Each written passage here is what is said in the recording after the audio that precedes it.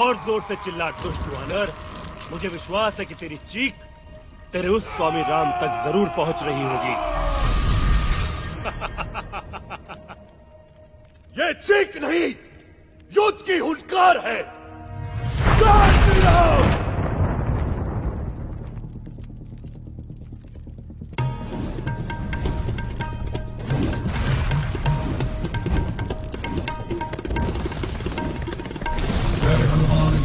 सागर जय कबीर सतीव लोक उजागर रामदूत अतुलित बलधाम अंजलि पुत्र पवन सुत राम। जय हनुमान ज्ञान गुण सागर जय कबीर सतीव लोक उजागर रामदूत अतुलित बलधाम अंजलि पुत्र पवन सुत राम। जय हनुमान ज्ञान गुण सागर जय कबीर सतीव लोक उजागर रामदूत अतुलित बलधाम अंजलि पुत्र पवन सुत राम। हर हर है हनुवीर का संसार है हनुवीर का बालक मन नटखटपन सूरज का बल चटखारा।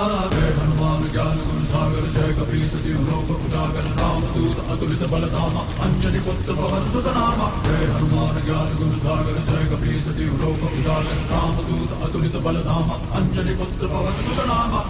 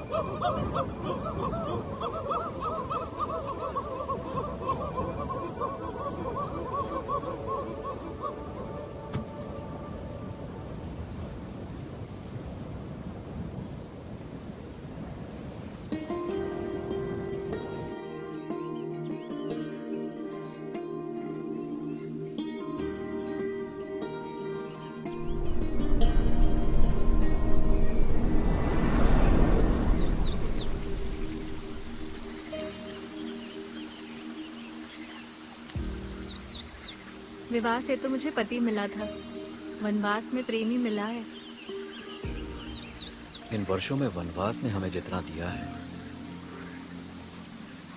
वो राजमहल कभी नहीं दे पाता। धरती पर सोकर और फल फूल खाकर ही हमने अनुभव किया है कि सामान्य मनुष्य कैसे जीता है, उसके सुख दुख क्या है, उसके सपने और आशाएं क्या है, उसके दैनिक संघर्ष किस लिए। ये वर्ष हमें कठिनाई नहीं, छुपे हुए वरदान की तरह मिले हैं सीता। इन्होंने हमें परिपक्व किया है।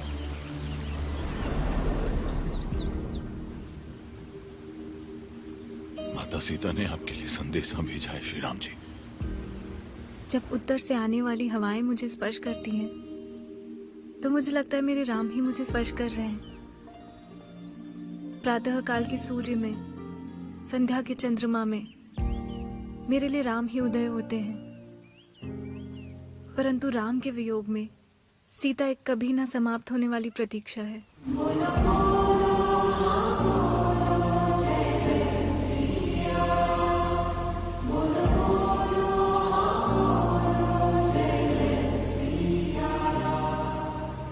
मैं शीघ्र आऊंगा सीधे और तुम्हें वापस ले आऊंगा।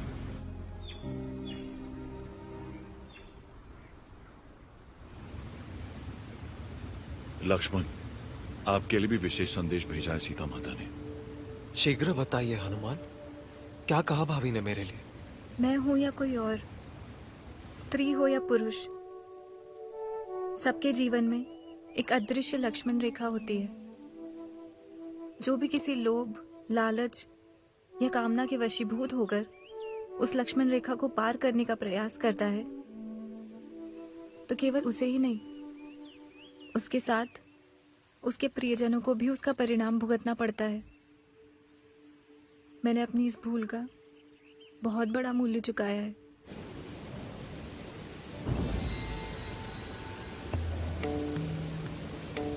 हमें भाभी को मुक्त कराने के लिए लंका की ओर प्रस्थान कर देना चाहिए। सुग्रीव, अपनी सेना को तैयार रहने का आदेश दो। युद्ध की रणभेरी बच चुकी है। जय श्री राम।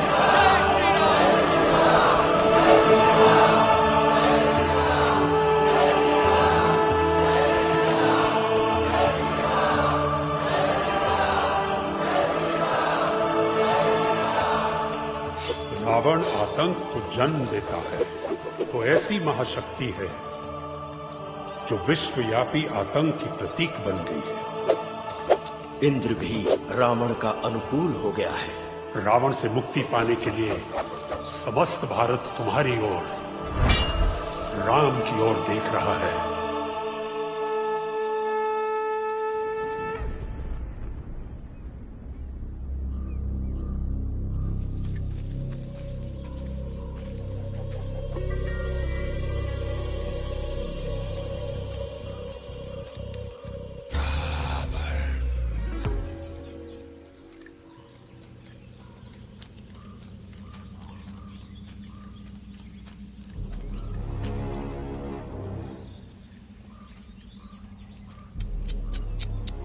पेड़ के नीचे इस पत्थर पर सोने की बजाय यदि तुम चाहती तो मेरे रानी वास में मेरी हंस के पंखों से बनी कोमल, नर्म स्वर्ण सैया पर सुख भोग रही होती। मैं शीघ्र ही पंचवटी में अपने पति की कुटिया में घास के बिछौने पर उससे करोड़ों गुना अधिक सुख भोग रही होंगी। मुझसे इतनी घृणा क्यों करती? मैंने तुम्हें कोई कष्ट दिया? नहीं। तुम पर अपनी इच्छा, कामना या चाह थोपने का प्रयास किया? नहीं।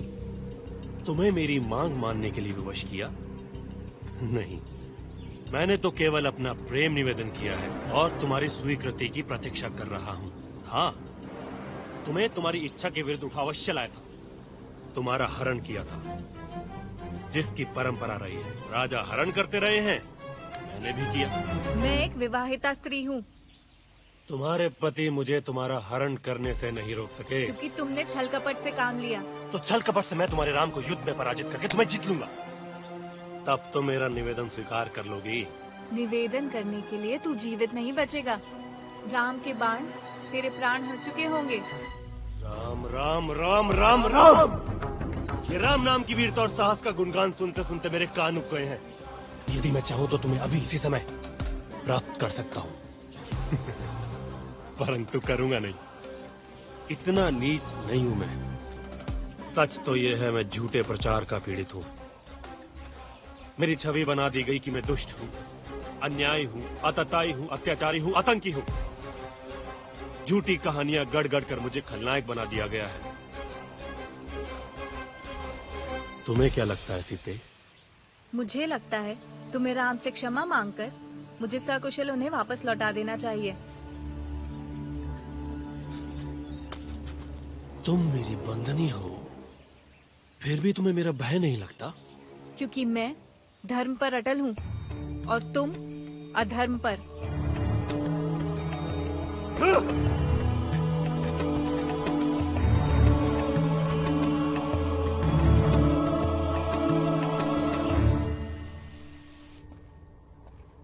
लंका में इतना सन्नाटा है, क्या बात है? इतनी चुप्पी, सबके चेहरे लटके हुए हैं। सब चिंतित हैं लंकेश। केवल चिंतित? हाँ, क्या फर्क पड़ता है यदि एक वानर हमारी लंका की अवैध सुरक्षा भेद कर अशोक वाटिका तक घुस आया, सीता को मिला, मेरे सामने मुझे ज्ञान देने लगा और आधी लंका को जलाकर तहस नहस कर गया। बड़े गर्व की बात है ना? क्यों? हमें अभिमान होना चाहिए कि हमारा सुरक्षा प्रबंध इतना कुशल था कि वानर अशोक वाटिका से केवल कुछ फल खाकर चला गया, सीता को ले जाने में सफल न हो सका। अब हमें ही कुछ सोचना पड़ेगा कि हमें क्या करना चाहिए। मैं चाहूंगा कि तुम सब एक एक करके मुझे सुझाव दो कि हमें राम को पराजित करने के लिए क्या क्या युद्ध नीति अपनानी चाहिए, क्या योजनाएं बनानी चाहिए, सेना को कैसे तैयार करना चाहिए, कैसे अस्त्र शस्त्र जमा करने चाहिए और सेना को कैसे शिक्षित करना चाहिए।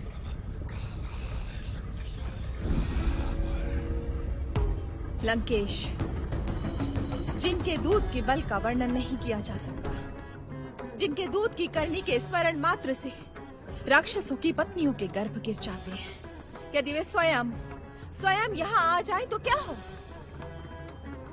उसके परिणाम को ध्यान में रखते हुए मेरा सुझाव है कि आप राम से शत्रुता न मोल लें और उनकी पत्नी सीता को वापस लौटा दें।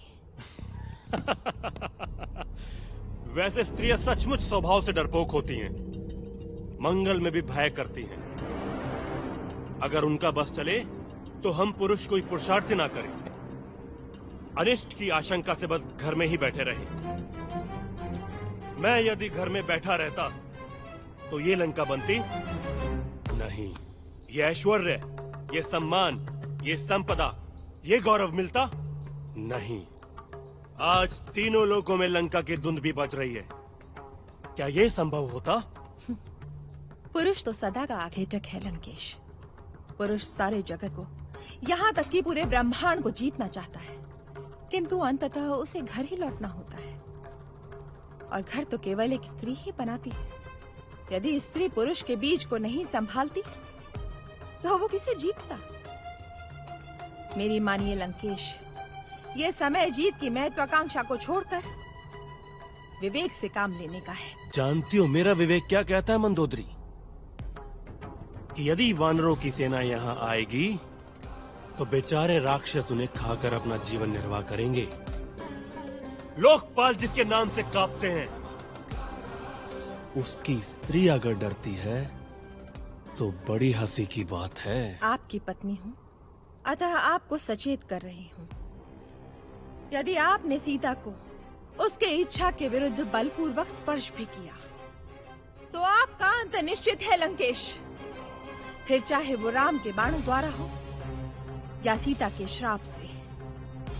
और ये मेरा सुझाव मात्र नहीं, अपितु चेतावनी है लंकेश, चेतावनी है।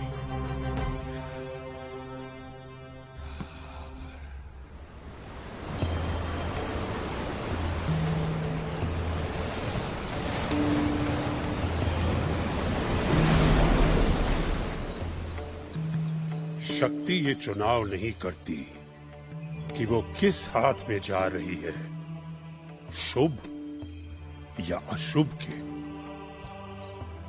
मनुष्यता का ये दुर्भाग्य रहा है कि कई बार शक्तियां अशुभ के हाथों में गई हैं। मनुष्यता के भविष्य का कल्याण, भारत के भविष्य का कल्याण इसी में है कि शक्तियां शुभ के हाथ में जाए, क्योंकि भारत ही मनुष्यता का भविष्य है। भारत बचेगा तो मनुष्य बचेगा।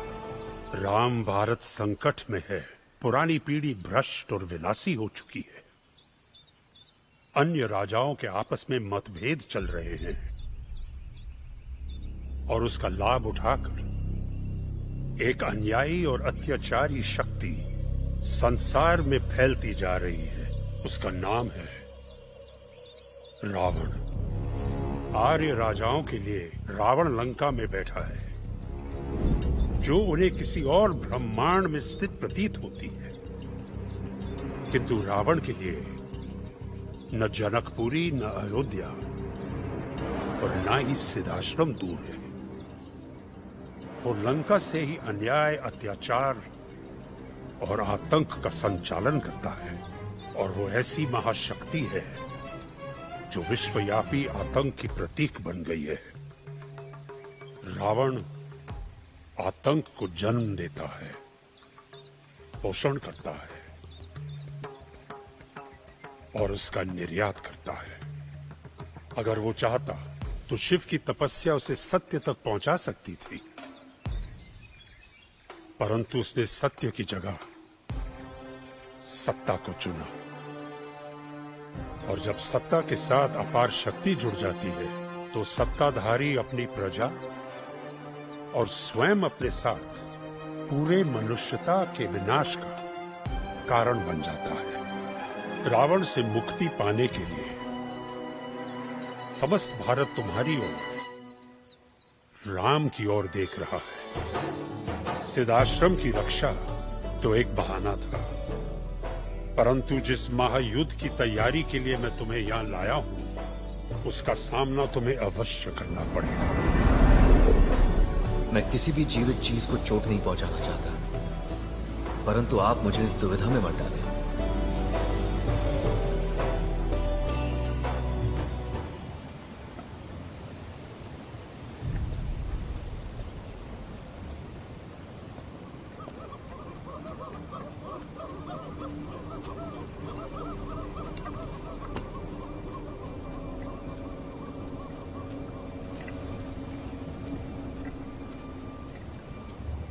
विभीषण, आपके आने का कारण? मुझे लंकेश ने लंका से निर्वासित कर दिया है, क्योंकि उन्हें लगा कि मैं उनके विरुद्ध हूं। यद्यपि मैंने इतना किया है कि माता सीता को वापस लौटाने का सुझाव दिया था। लंकेश, सेना और बल का प्रयोग सदा उनके विरुद्ध सफल होता है जो दुष्ट हो। सुना है श्री राम मर्यादा पुरुषोत्तम है। एक मर्यादा पुरुषोत्तम को हम कैसे पराजित कर सकते हैं? न्याय श्री राम के साथ है, सत्य श्री राम के साथ है और धर्म भी श्री राम के साथ है। श्री मत कहो उसे, केवल राम कहो। राम। श्री राम ने आपका या हमारा क्या बिगाड़ा है जो हम उनसे युद्ध करना चाहते हैं? यही दुविधा यहाँ उपस्थित सबके मन में है लंकेश, परंतु बोलने का साहस कोई नहीं कर पा रहा है। यदि श्री राम सामान्य मनुष्य भी होते तो उनकी पत्नी का अपहरण करना राजधर्म नहीं था लंकेश। और वो दूत जिसे आप वानर प्रजाति का सदस्य समझ रहे हो, वो आपकी राज्यसभा में आपके लिए ऐसी समझदारी की बातें कह गया जिसे कहने का साहस इस सभा में न किसी को था और न है। अपने राजधर्म का पालन कीजिए लंकेश। माता सीता को सम्मान सहित श्री राम को वापस लौटा दीजिए। युद्ध किसी समस्या का समाधान नहीं है, युद्ध तो स्वयं एक समस्या है। लंका के भविष्य के लिए, लंका की शांति और समृद्धि के लिए ये युद्ध टलता रहे, इसी का प्रयास करना। विभीषण, तुम मेरे भाइयों या राम के? राम ने मासी ताड़का, भाई खर और दूषण और मामा मारीच को मारा। हमारी बहन शूर्पणखा को सदा के लिए कुरूप कर दिया। लंका में आग लगवाई, अपना दूत भेजकर अशोक वाटिका को तहस नहस करवाया और मेरे सबसे प्यारे छोटे पुत्र अक्षय कुमार को मारा। और तुम कहते हो धर्म, न्याय और सत्य उस राम के साथ है। तुम कहते हो सीता को वापस लौटा दूं और राजधर्म का पालन करूं। ठीक है, मैं सीता को वापस लौटा देता हूं, पर मेरे भाइयों के प्राण कौन लौटाएगा? हमारी बहन शूर्पणखा का रूप कौन लौटाएगा? राम का भाई लक्ष्मण उसके साथ खड़ा है और तुम मेरे भाई होकर मेरे विरुद्ध खड़े हो। विभीषण। विभीषण ठीक कह रहा है। भाई कुंभकर्ण, आपने जो किया वो राजधर्म नहीं है, फिर भी मैं अपने धर्म का पालन करूंगा भ्राता। आपको मारने से पहले उस राम को मुझे मारना होगा। अगर आप सच में लंकेश का हित चाहते हो तो आपको मेरा समर्थन करना चाहिए। लंकेश ने जो किया उसका नहीं। लक्ष्मण अपने भाई राम के साथ खड़ा है विभीषण। ऐसे में हम अपने भाई का साथ कैसे छोड़ सकते हैं? लक्ष्मण न्याय के साथ खड़ा है और आप और लंकेश मुझे अन्याय के साथ खड़ा करना चाहते हैं। विभीषण, तुम मेरे मंत्रिमंडल, मेरी सेना, यहाँ तक कि मेरे परिवार को भी मेरे विरुद्ध भड़काने का प्रयास कर रहे हो। तुम लंका को गृह युद्ध की आग में झोंककर स्वयं लंका के सम्राट बनना चाहते हो। उससे पहले आपको मुझसे निपटना पड़ेगा विभीषण काका। मैं उस वानर को अपने वश में कर सकता हूँ तो उसके स्वामी राम को भी अपने वश में कर सकता हूँ, और आपको भी। मुझे आपके सिंहासन में कोई रुचि नहीं है लंकेश। इंद्रजीत, मैंने देखा तुमने कैसे उस वानर को वश में किया था। कितनी सरलता से उसके जाल में आ गए और उसे बांधकर महाराज के सामने ले आए। यही तो वो चाहता था भतीजे, और उसने जो लंका में किया उस विषय में कुछ ना कहूं तो ही ठीक है। बस बस विभीषण, बस। तुम या तो हमारे साथ हो या हमारे विरुद्ध। आपके साथ हूं, इसीलिए आपसे असहमत हूं। यदि तुम हमारे साथ खड़े होकर नहीं लड़ोगे तो तुम्हारे लिए लंका में कोई स्थान नहीं है। तुम समूचे राक्षस जाति के लिए कलंक हो विभीषण। मैं तुम्हें लंका से सदा के लिए निर्वासित करता हूँ।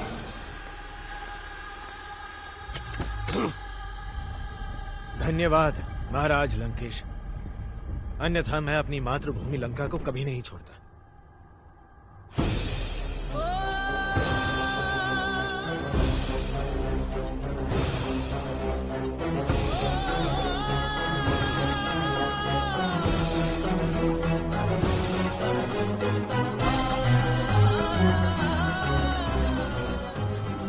हम इसका विश्वास कैसे कर सकते हैं? संभव है कि यह रावण का भेदिया हो। संभव है कि रावण ने इसे हमारे बीच में फूट डालने के लिए भेजा हो। ये श्री राम जी के शरण में आए हैं, इससे इनकी समझदारी प्रकट होती है। मैं साक्षी हूं इस बात का कि रावण या उनके पुत्र इंद्रजीत की तरह ये अभिमानी नहीं है, बातचीत में भी निष्ठावान लगते हैं। मेरा हृदय कहता है कि इन्हें इनकी निष्ठा सिद्ध करने का अवश्य अवसर मिलना चाहिए। जब बुद्धि और हृदय में द्वंद्व हो तो हृदय की ही सुननी चाहिए। बुद्धि तो हमें समाज देता है, परंतु हृदय हमें प्रकृति से मिलता है। इसीलिए हृदय बुद्धि से अधिक सत्य के निकट है। हम कैसी मनुष्यता निर्मित करेंगे यदि कोई अन्याय के विरुद्ध हमारी शरण मांगने आए और हम उसे अस्वीकार कर दें? भैया ठीक कह रहे हैं। और यदि आपको इसे मनुष्यता की दृष्टि से नहीं देखना तो युद्ध नीति की दृष्टि से देखें। इन्हें लंका का भीतर बाहर सब पता है, उसकी क्षमता, उसकी दुर्बलता, और यदि विभीषण लंका का सिंहासन पाने के लिए हमारा उपयोग करना चाहते हैं तो उससे हमें क्या अंतर पड़ता है, क्योंकि हमारा उद्देश्य लंका पर आक्रमण करके उस पर शासन करना नहीं है। हम केवल सीता भाभी को मुक्त कराना चाहते हैं, और उस उद्देश्य को पूरा करने की प्रक्रिया में लंका को विभीषण जैसा संतुलित और समझदार शासक मिलता है तो मिले, उससे हमारा अहित कहां है? विभीषण को अस्वीकार करने के लिए हमारे पास तर्कसंगत कारण नहीं है। इनकी निष्ठा का निर्णय इनके भाई के पापों के आधार पर नहीं कर सकते। यह मेरा मत है। यदि मेरे मत से कोई असहमत हो तो अपना विचार रखें। हम सब आपसे सहमत है श्री राम।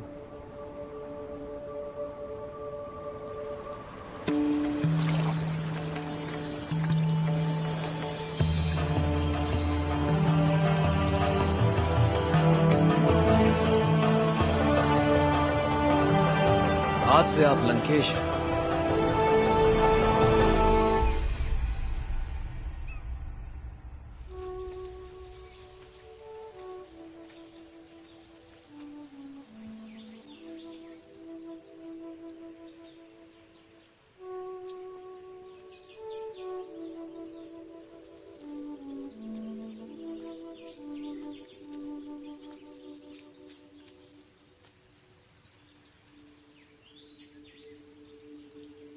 अपने पति के कृत्य के लिए मैं आपसे क्षमा मांगती हूँ।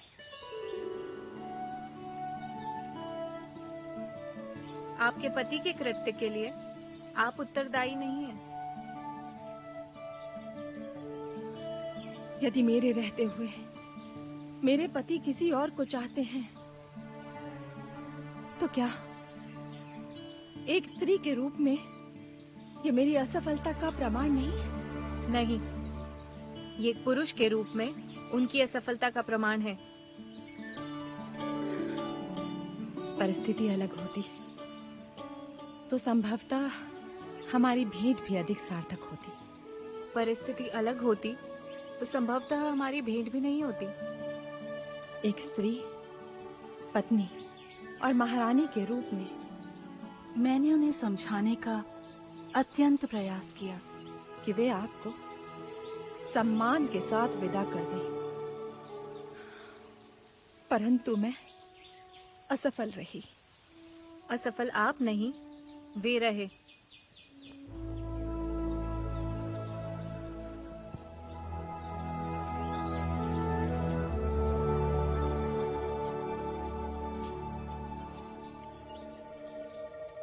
श्री राम, कहाँ हैं आप? सागर के उस पार लंका है, लेकिन सागर के तट पर किसी भी सुरक्षा का प्रबंध नहीं है, क्योंकि सागर की ओर से किसी के आक्रमण का भय नहीं है। केवल राजमहल की दीवारों पर पहरा है। परंतु समस्त सेना के साथ हम सागर को पार कैसे करेंगे? भैया, आप अपने ब्रह्मास्त्र का प्रयोग करके सागर को चीर क्यों नहीं देते? मार्ग बन जाएगा, फिर हम सरलता से सेना लेकर लंका तक पहुंच सकते हैं। नहीं लक्ष्मण,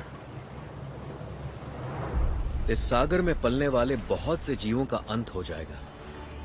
हमें प्रकृति या अन्य जीवों को हानि पहुंचाकर प्रगति नहीं चाहिए। हम एक पुल का निर्माण करेंगे, भारत से लंका तक ही नहीं, एक दूसरे के बीच भी, यहां तक कि शत्रुओं के साथ भी पुल का निर्माण करना चाहिए। शत्रुओं के साथ भी? क्यों नहीं? अपनी अलग अलग छोटी छोटी सीमाओं में बंधे रहने के बजाय हमें पुल बनाने चाहिए। पुल पर आवागमन होगा तो सबका विकास होगा। पुल तोड़कर नहीं, बल्कि पुल बनाकर ही अन्याय के विरुद्ध न्याय की विजय हो सकती है। परंतु ये 100 योजन लंबा पुल बनेगा कितने समय, और बनाएगा कौन उसे? पुल हमारी वानर सेना बनाएगी, और वो भी 5 दिन में।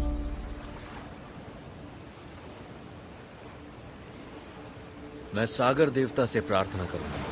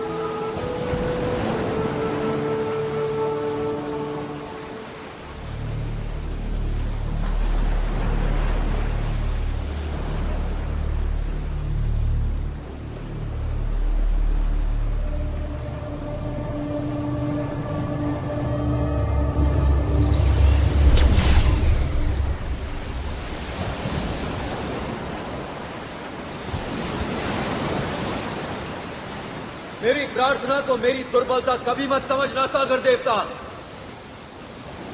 आपने अभी तक राम का शील देखा है, शौर्य नहीं। मैं आपसे अंतिम बार प्रार्थना करता हूं सागर देवता, मुझे मार दो। ये मेरी अंतिम चेतावनी है।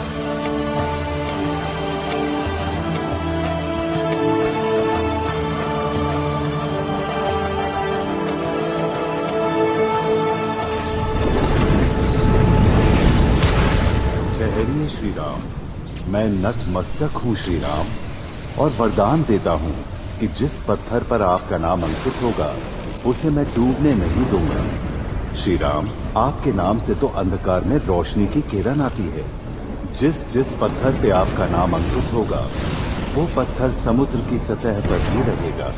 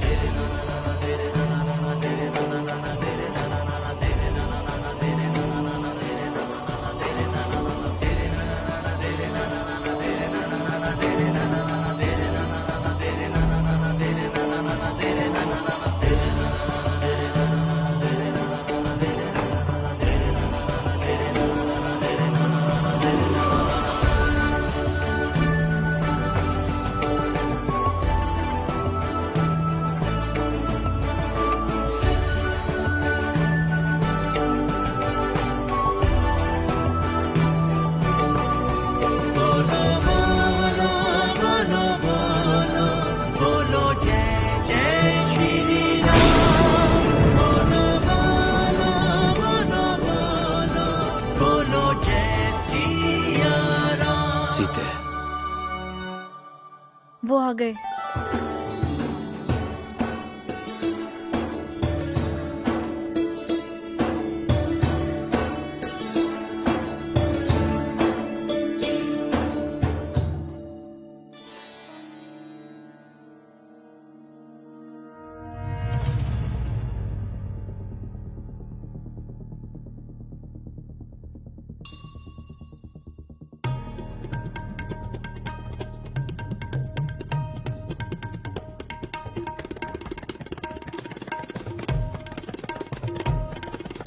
जय हनुमान ज्ञान गुण सागर जय कपीस तिहु लोक उजागर रामदूत अतुलित बल धामा अंजनी पुत्र पवन सुत नामा। जय हनुमान ज्ञान गुण सागर जय कपीस तिहु लोक उजागर रामदूत अतुलित बल धामा अंजनी पुत्र पवन सुत नामा। जय हनुमान ज्ञान गुण सागर जय कपीस तिहु लोक उजागर रामदूत अतुलित बल धामा अंजनी पुत्र पवन सुत नामा। हर है हनुवीर का संसार है हनुवीर का बालक मन नटखटपन सूरज का बल चटखारा। जय हनुमान ज्ञान गुण सागर जय कपीस तिहु लोक उजागर रामदूत अतुलित बल धामा अंजनी पुत्र पवन सुत नामा। जय हनुमान ज्ञान गुण सागर जय कपीस तिहु लोक उजागर रामदूत अतुलित बल धामा अंजनी पुत्र पवन सुत नामा।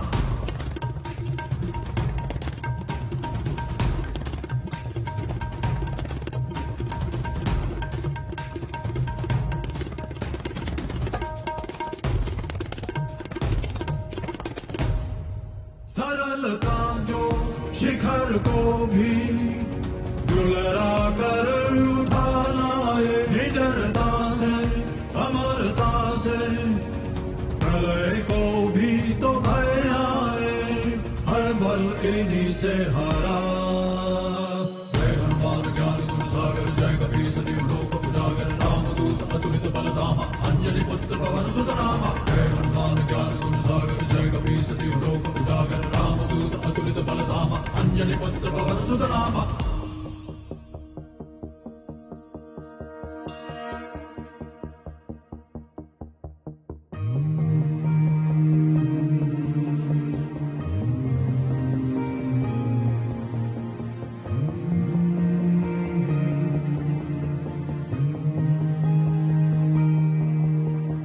लेकर अपना देह नयन रघुवर का संदेश लाए किंतु सिया ने हर संशय में उपवन के आभास जगाए।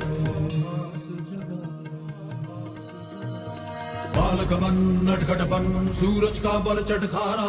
जय हनुमान ज्ञान गुण सागर जय कपीस तिहु लोक उजागर रामदूत अतुलित बल धामा अंजनी पुत्र पवन सुत नामा। जय हनुमान ज्ञान गुण सागर जय कपीस तिहु लोक उजागर रामदूत अतुलित बल धामा अंजनी पुत्र पवन सुत नामा। हर है हनुवीर का संसार है हनुवीर का बालक मन नटखटपन सूरज का बल चटखारा।